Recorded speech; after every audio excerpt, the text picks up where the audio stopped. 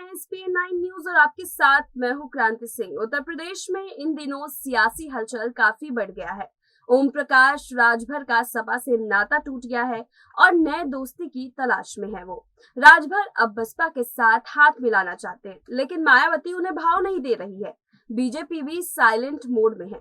ऐसे में सियासी मझधार में फंसे राजभर के पास बहुत ज्यादा विकल्प नहीं है।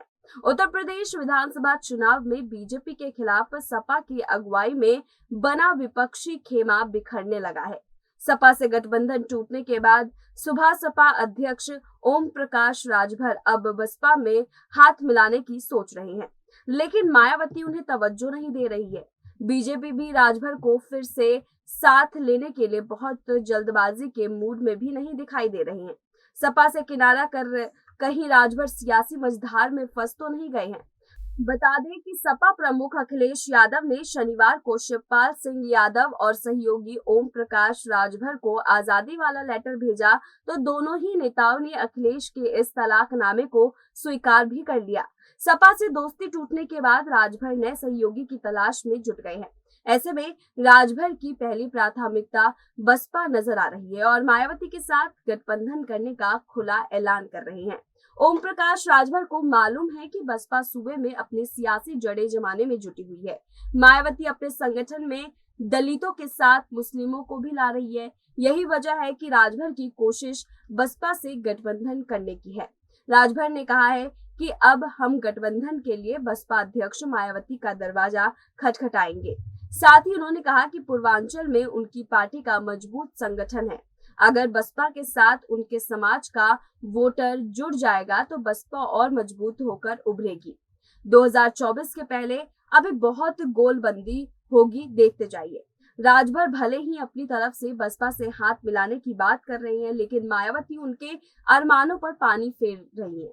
भतीजे और पार्टी के राष्ट्रीय कोऑर्डिनेटर आकाश आनंद ने राजभर को स्वार्थी करार दिया है। आकाश आनंद ने सोमवार को किसी का नाम लिए बगैर कहा कि कुछ अवसरवादी लोग भी बहन जी के नाम के सहारे अपनी राजनीतिक दुकान चलाने की कोशिश करते हैं। ऐसे स्वार्थी लोगों से सावधान रहने की जरूरत है। इससे साफ जाहिर होता है कि बसपा राजभर को कोई खास तवज्जो नहीं दे रही है। राजभर के सामने सिर्फ बीजेपी ही विकल्प में है। ओम प्रकाश राजभर की पार्टी के साथ दोबारा से हाथ मिलाने के लिए बीजेपी भी बहुत ज्यादा उत्साहित नजर नहीं आ रही है। राजभर ने जरूर कहा है कि बीजेपी की ओर से कोई ऑफर आता है तो जरूर राय मशवरा करेंगे। बीजेपी इस बार उन्हें लेकर बहुत सावधानी के साथ कदम बढ़ा रही है। बीजेपी इस बात को समझ रही है कि मायावती के किनारा करने के बाद सूबे में राजभर के पास कोई खास सियासी विकल्प नहीं बचा है। हालांकि राजभर ने राष्ट्रपति चुनाव में द्रौपदी मुर्मू को समर्थन किया था।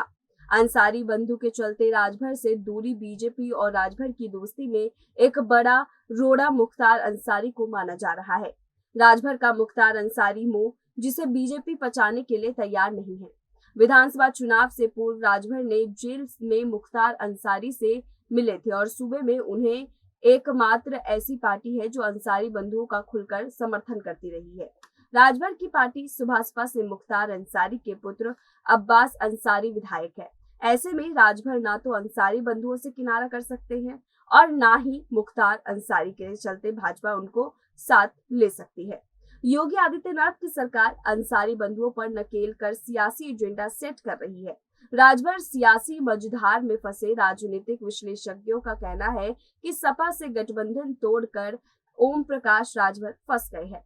बीएसपी भाव नहीं दे रही है और ऐसे में अब अगर भाजपा के साथ राजभर का गठबंधन नहीं हो पाया तो 2024 के चुनाव में उनके लिए बड़ी सियासी चुनौती खड़ी हो जाएगी। इसके अलावा ओम प्रकाश राजभर ने ओबीसी आरक्षण को 2 हिस्सों में बांटने को लेकर बीजेपी के साथ नाता तोड़ा था, लेकिन अभी भी उसका समाधान नहीं हो पाया है। सूबे में छोटी छोटी पार्टियां अपने दम पर किसी तरह की कोई उलटफेर करने की ताकत नहीं रखती है, जिसके लिए राजभर के पास सीमित विकल्प बचे हैं। हालांकि राजभर 2022 के विधानसभा चुनाव के बाद से भाजपा के प्रति उनका नरम रवैया अख्तियार कर रहा है। ऐसे में अंदर पक रही सियासी खिचड़ी की ओर सभी का इशारा कर रहा है, लेकिन बीजेपी ना तो पत्ते खोल रही है और ना ही उन्हें सियासी अहमियत दे रही है।